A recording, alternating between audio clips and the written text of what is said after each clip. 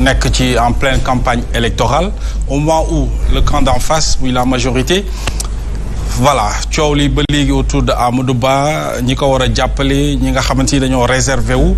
Est-ce que aujourd'hui ci élection bi nu jëm tey Cour suprême leeral na lépp ay la yéen daañu dem ci élection le 24 mars est-ce que le candidat de la majorité véritablement pare na ak ñi ko war a gunge yëpp pour mu dem ci yooyu la élection nga xam ne duñu dañ di ko wax enjeu yi bëri na contexte bi mu nekk aussi mun nañ ne favorable na ko favorable ko naka nga jàngate cette situation bi Benno Bokk Yaakaar di dund. oui jërëjëf Mohamed nuyuwaat bu baax mon frère Moustapha et di wax également en tant que responsable politique dañuy rafetlu li nga xamee ne le président Ousmane Sonko ak Diomaye le candidat Diomaye Faye yàlla def na tey ñu delluwaat ci seen njaboot Moustapha du ma bàyyi ma fenn man lu ma mës a wax mooy suñu sañoon Ousmane Sonko bu dépendroon ci man rek Ousmane Sonko fanaan yi si njabootam parce que Moustapha aussi ku nekk xam na ne kaso metti na lool te ku ci nekk xam nga ne ñu taxale la ak sa njaboot ay weer lu metti la caabi féete la ginnaaw ñeneen ñi nekk ci kaso yëpp waxtu wi ñu dem tamit ñu ngi leen di masawu leneen li tax ñu koy wax d'abord c'est au plan humain en tant que père de famille mais le deuxième élément moo di ne aussi c'est un leader politique quand même national et ce n'est pas toujours de gaieté de cœur que dans une démocratie qu'un leader politique soit arrêté et emprisonné bien que ça arrive nag parce que les hommes politiques aussi ne sont pas au-dessus de la loi mais suñu sañoon tous les acteurs politiques dañuy bénéficier de la liberté et d'être sur le champ politique et que on s'affronte en toute démocratie. Aujourd'hui maintenant que le candidat Diomaye et Ousmane Sonko recouvrent la liberté, nous ne pouvons qu'en tant que démocrates se féliciter de ça et leur souhaiter également un prompt rétablissement dans leur famille et surtout dans le jeu politique pour que le 24 Sénégalais yi fal ki nga xam ne moom la ñu wóolu. C'est ça que je voudrais dire sur ce point-là.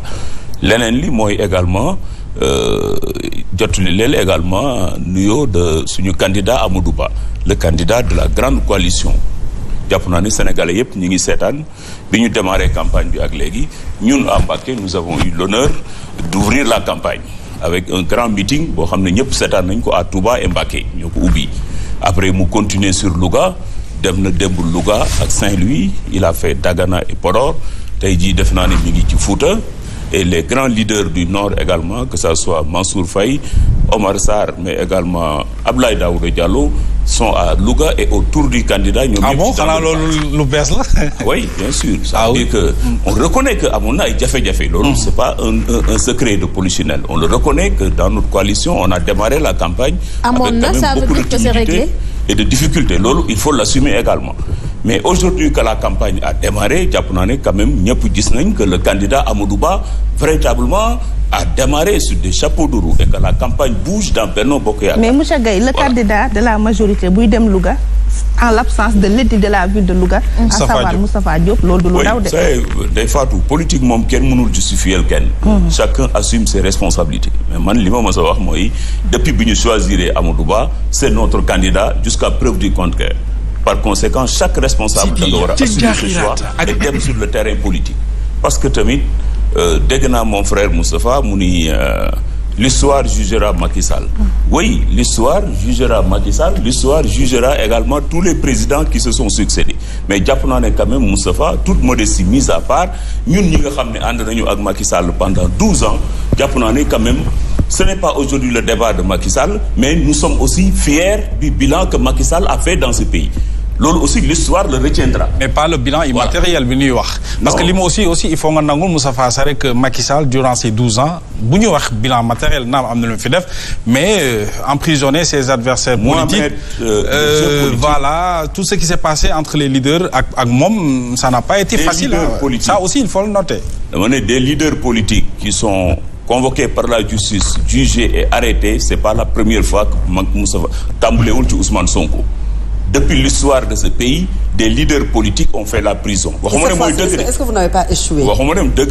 Mais en quoi on a échoué? Li ñu def mooy tey jii Sénégalais yi nga xam ne pour Karim Wade, Khalifa Sall vous l'avez pas réussi pour Ousmane Sonko. Non. bi nga xam ne Moustapha Sarré nee na vous êtes demandeur ñoom nee na mosuñu demander dialogue mosuñu demander waxtaan vous êtes demandeur Ousmane Sonko sort de prison il s'autorise un bain de foule encadré ba hôtel ba mu fanaan defaat conférence de presse ci bërëb loolu candidat yi jàll amuñu ko alors que mënoon nañu ko jàppee une bataille entre Macky Sall et Ousmane Sonko finalement est-ce que yéen a laaj ci combat bataille moom mënul ñàkk en politique comme li ma la wax mooy des leaders politiques yu répondre à la justice dans ce pays am na fi Macky Sall convoqué woon nañ ko li ci am solo mooy justice moo jàppoon Ousmane Sonko justice ñoo ko génnee également. Justice donc il faut l'assumer. un projet de loi bu ñu yóbbu Assemblée nationale une loi d'amnistie.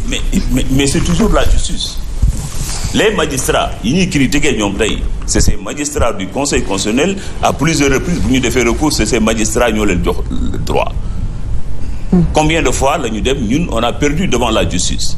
L'État du Sénégal perd toujours des procès devant la justice. Sans abdiquer dans l'affaire Ousmane Sonko. Non, on est en démocratie. Perdre, ça ne veut pas dire abdiquer. J'ai dit, moi, ce qui s'est passé entre Ousmane Sonko dans le Lolus, aujourd'hui, man ngeen ko évoqué yéen. Mais par man jàpp naa ne ce n'est pas l'essentiel. Posez ngeen ko léegi la question.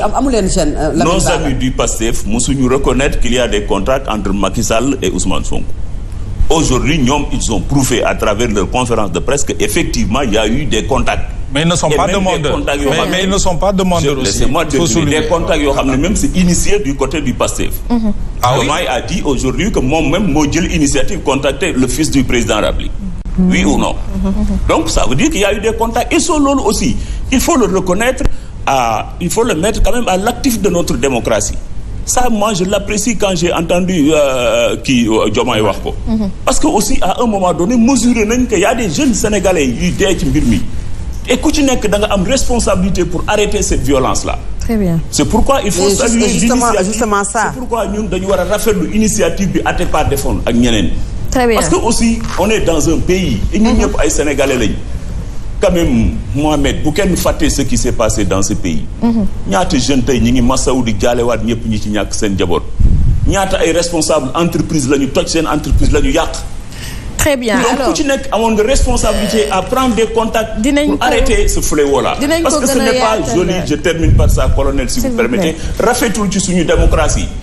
Donc autant Macky Sall a eu de la hauteur en étant réceptif à ces médiateurs, autant Ousmane Sonko aussi a eu du mérite en acceptant de recevoir des émissaires du président Macky Sall. Voilà. Et loolu moo ñu indi tey suñu egsi. dinañ ci ñëwaat léegi. jàpp naa ne tey li ñu war a reconnaître mooy je termine par ça jàpp naa ne kon ñoom ñëpp nañ leen reconnaître leur responsabilité. Macky Sall décision yi bu jël mais ñun suñu coalition décision yu bëri d'accord uñu woon. Très bien. À commencer par la loi d'amnistie. C'est très clair. Assumé et nous l'avons soutenu. S'il vous plaît dinañ ci ñëwaat léegi incha allah gën ci yaatal dañuy dem jëli ak ci réseaux sociaux on y ci ak Nafissatou Dié.